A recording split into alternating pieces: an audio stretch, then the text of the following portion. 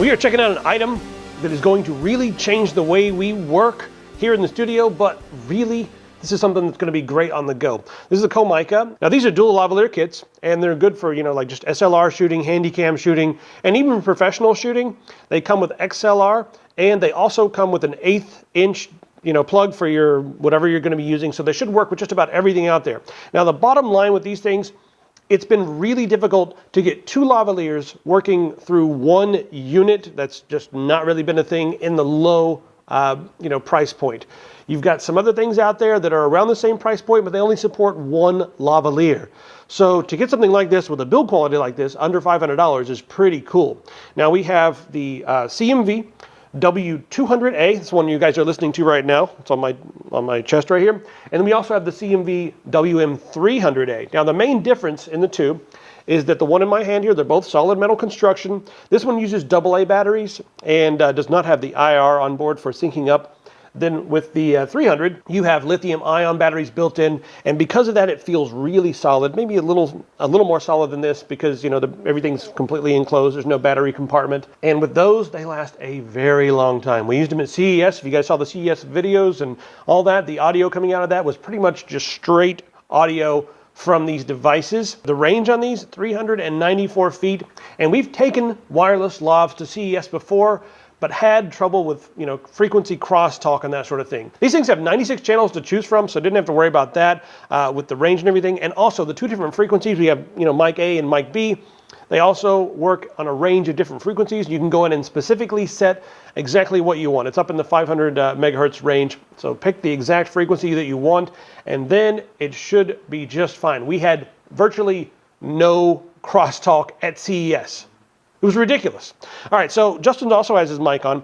One of the things that's really cool about this is when you have both mics on, you can run it in mono and just have both channels being on the same thing, or you can run it in stereo. And since you can set the volume independently on each different unit, it makes it really freaking easy to go in and post and tune each channel exactly how you want it. Above and beyond that, you've got the low frequency cut, which is great for when you're out running around on the show floor or outside or something like that, and there's that hum in the background you just want to cut out. And you may get a slightly tinnier sound, but it's going to cut out that low rumble. So anyway, Justin, you got yours on? He's going to unmute his. Unmuted. Unmuted. So now we're both talking. Yeah, pretty good. Yeah. So he's over there on the other side of the room, just hanging out. Yep. Another really cool and interesting idea for this. This is kind of a far-fetched idea, but let's say you're streaming with multiple people. You could get a couple of these and both be using the same wireless kit while you're streaming. That would work for live video and also streaming on Twitch and that sort of thing. That's just another side option you could use for it. How do you like it? The feel, the build quality. I like it. Thought these things were really, really nice when we started using them. Like our first actual field test was for CES and stuff. So we kind of did like a trial by fire with these things. Battery longevity that they had on them. I also really, I accidentally dropped mine at one point in time and I was really happy that it didn't like pop the wire out because the things actually screw into it and stuff like some of the like really high quality audio stuff does. So I was really enjoying it about that, and it was really easy once you read through the booklet and stuff to manipulate everything on here. They worked nicely and they worked easily. I guess I'll go ahead and cover the rest of the specs right now. What he just mentioned was the screw on top, a screw on plug. I love that.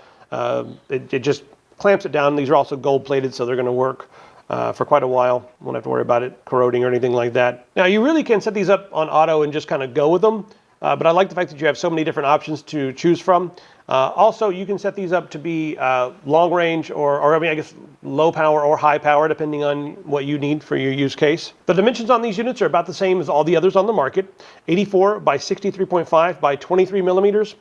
And you have 2 antennas on the receiver, 1 antenna also obviously on each transmitter. In the 300 model, the lithium ion battery is 3.7 volts, 2,000 milliamp hours. And it really does last a long time on standby, like a very, very, very long time. We literally went the entire day at CES without turning these things off. I would just hit the mute button on top, and in order to mute it, you just tap the power button once, and it will mute. If you want to turn it off, you hold the power button down. But we just left these things on standby all day long, and the battery was about a third left by the time we got done. Now, one other thing that's interesting about the lithium ion version is, let's say you're somewhere and you're worried about running out of battery. Well, you can pretty much have infinite battery if you carry around battery packs. Just plug it in to the micro USB on the bottom and then just keep going all day You know, I mean, imagine having like a 10,000 milliamp hour milliamp hour battery bank with you. Just plug it in and let it go. So as far as the overall sound quality goes, well, a lot of that's going to be based upon the lav, and I feel like these lavs sound a little muffled, but if you go in and bring up the highs just a little bit, add a little bit of sparkle on top, it sounds pretty good. So with a little EQ, it sounds awesome, but let's try it out with my favorite microphone. All right, here's a microphone that I've purchased several of because they're like $25 a piece, and they sound about like a $100 Sennheiser microphone. The link is going to be in the description beneath the links to these two units here, just in case you're curious as to what it was. But you guys can hear the sound difference. In this price range, I'm not sure if it really justifies buying an extra lavalier, because after a little bit of tweaking, these lavs that come with it sound pretty good. But it's going to be up to you as to which one you think sounds the best. And the main thing here for me is that now we have a dual lav system. If you guys want to take this and go a little bit further, you guys can get 4 of these on one camera with the addition of like a Ceramonic like we have here on our system, and we'll throw some B-roll on the screen from the Handycam. You can actually hook up 2 of these. They come with a hot shoe mount, and then plug both of them up through XLR and then feed that into your camera. It's a bit of a robot you're building at that point, but you can have 4 of these things hooked up to the same machine with very little effort and for a decent price. You have a plethora of accessories.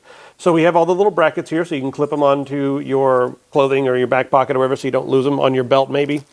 We have some tiny little wind muffs. It's not really a dead cat, it's too small for that, but we have these are going to be for outside. We have hot shoe mounts, and they've given us several of those in the box, 1 for each unit. If you guys want to mount these things, well, I guess hot shoe, cold shoe, it'd be more the specific term, but this makes it really easy to mount on all of your gear. And then they have given us gold plated cables for both XLR and, like I said, the eighth of an inch. With the 300 units, you guys get some small micro USB charging cables. You get 2 of those. I'm not sure why they didn't include a 3rd one for the main. I don't know why they didn't. So we had to grab another one off the shelf. But all in all, we're freaking loving these things. And they're going to be a lot of fun when we start filming more documentary style stuff. Or just like while we're making the game and stuff, we'll throw these things on while we're running around the office so we don't have to be tied to a desk where there's actually a microphone hanging out there. And I'm probably going to use these things for streaming too, because that way we can both be fed into the same thing without having to run cords everywhere. They sound good enough, they're minimal enough, and if we get up and want to goof around while we're streaming and keep talking, like while I'm making coffee or something, they're going to be great for that. So, and as far as the range in the office goes, we can go way out in the hallway and everything. There's no big deal. So anyway, let us know what you guys think of these Comica units. Again, WM300 and WM200. If you guys have any questions, go ahead and throw them in the comments, especially on the forum. That's where we see them the most. And be sure to check out our store, grab a t-shirt. We'll see you guys later.